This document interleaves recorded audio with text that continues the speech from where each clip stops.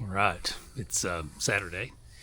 We're having a little bit of a chilly day. I think this is officially dogwood winter because the dogwoods are blooming, and that's usually what happens. They bloom and it gets a little bit cool, and then they drop their blooms, which are actually leaves. The white leaves fall or change to green. I don't know what I'd have to study that to find out, but I know that they bloom and then it gets cold, and then the whites don't aren't there anymore. Anyway, so I just finished doing the 2008 workout of the day, which was one rep 7 times of split jerks. We did clean and jerks the other day, and I was up to, I think I got to 135 before I felt iffy. I know this is a matter of more confidence and muscle memory coming back before I can increase a little bit. I feel like I'm strong enough. I just am not. I'm insecure and under the bar, and so I mean I've got the strength to get the bar high enough. I've got the strength to squat it out if I need to. I've got the strength to push it overhead with a jerk and all, but my angles are off a little bit. It's just a matter of practice. And so I said all that to say I got to 145 and I failed the first attempt at 145. And then I did it again and I wasn't really super comfortable with it. And I don't know if I did a third one or if I decided to stop. I think I did a third one, and it still felt a little bit less than what I want. So my next rep would be my last rep, and I don't want to do 145 again, and I don't want to come down. So I figure I'll call that a failure, and that's the way I always took those old one rep at a time workouts as sort of an attempt to go for a one rep max.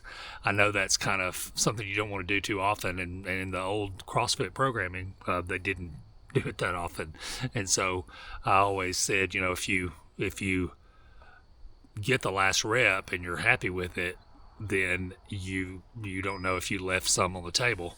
So I always told my clients and myself that if I get to the 7th rep and I just fail, like I've done, 195, for example, in my 6th rep, but it was tough. And I thought, okay, I'm going to try 205, and I go for 205 and I don't quite get it. Then I feel real good that I've gotten my 195 as my one rep max, right? So it's good information to have. It's a lot of ego has to be set aside, and you just have to go through it. And my ego was eating me up there for a while, and it's not anymore. I feel okay with that, and I'm embracing the fact that I'm 61 now. The workout of the day on the 31st coming up is my 18-year, hard to believe, that's right, 18-year anniversary from when I got certified as a CrossFit trainer. I'm on the main page on the picture that day, and so I was looking ahead to see, and I forgot that was there. So I essentially, officially really dug into doing CrossFit the way it was supposed to be done on that next week. I don't know that I didn't take a week off because the certification was a 3-day grueling thing that I was not ready for. And I know I was in the airport. It was at Virginia Beach, and so I was in the what's the airport? Norfolk in Virginia, and I was walking to the terminal, and walking is not the right word. I was, if you're old enough to remember Carol Burnett, when Tim Conway would do the old man who would shuffle step, that's what I was doing. Anyway, that's that's a reflection from 18 years ago. So I got my one rep max clean and jerk. I think I was steadily at 185, and I know I could overhead squat 205, which means I could at least jerk 205 with a rack, right? Like a rack jerk 205.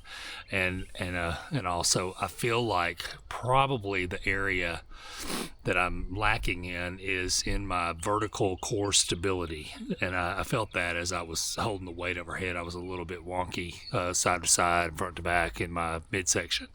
And I haven't done overhead squats much. And that used to be part of my warm up. every day, every warm up included overhead squats. Even if it was just with a PVC pipe or whatever, I would use an empty barbell, and did so many of them that really got my core stability in place. So there's something to sort of add to the mix that I need to be adding to the mix, and I've added it to the mix a million times and not done it. So overhead squats are coming in the warm up. Today's warm up, since I was just doing the lift, I really just got my blood flowing and made sure my first lift or two were very doable. I did 95 pounds, which I can do reps of with presses. So I know a jerk, I just wanted to make sure I was landing right and feeling okay about it. And I was 70%. So anyway, so my warm-up wasn't very extensive this time, and then I never warm up for Helen. I always call the first run the warm-up, and you're doing pull-ups and kettlebell swings, so you're doing work you're ready for. You should be. I mean, I generally am. I can use kettlebell swings in a warm-up too. Anyway, overhead squats is something I definitely need to be doing. I need to be feeling that vertical lift a little more. And so happy that I did what I did today. And this is day 2 of a 3-day cycle. I know that tomorrow's workout is Fight Gone Bad, which I skipped about a month ago. And I thought I wished I would have done it. So here's my chance to man up and do that. I'll do that tomorrow sometime. And today, as I was working out, I was also trying to mow the yard, and I'm out of gas, and so it's already 5 o'clock.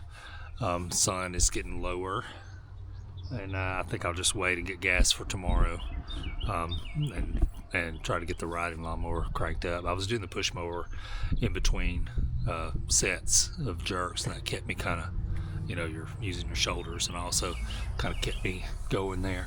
Anyway, I feel decent. I've got to eat. I'm hungry. Lifting heavy always does that to me. As soon as I've done a couple of heavier reps, I start thinking I need to eat meat right now. So there's fire trucks going by. It happens all the time in this neighborhood, and they always go right here down this Caldwell and then turn into Heathrow and go. I don't know. There's a truck through here. This one didn't have a siren on, so. But there's usually a truck through here once every month or so, every 6 weeks. So a lot of makes me not have a whole lot of faith in the neighborhood called Heathrow. The houses are all the new, copycat pattern houses, McMansion type. Without getting too into it, that house right there across the back there, I don't know if you can see that chimney, and there's like stuff like the cement or mortar or whatever is running out of it. I don't know anything about construction, so I don't know what would cause that, but I know that I won't spend the amount of money that one of those houses costs over there, because they're like starting at the mid 300s usually, wooden, and the ones that are 400 or 500, there are really nice historic homes in town that are solid. They've been there for over 100 years, and they're solid built, right? That are around the same price. Why you would want to come live out here in this little cookie cutter? What is that? Like that's in the series Weeds, right? What is that? What is the name of that neighborhood? I can't remember anyway. Little boxes. Anyway, so yeah, I did my 1 rep max attempt, and now I'm going to go inside and do a little housework and call it an evening. Eat a little bit and do some. I got laundry going, so that's what I'm up to today. Have a good one, and boom, boom.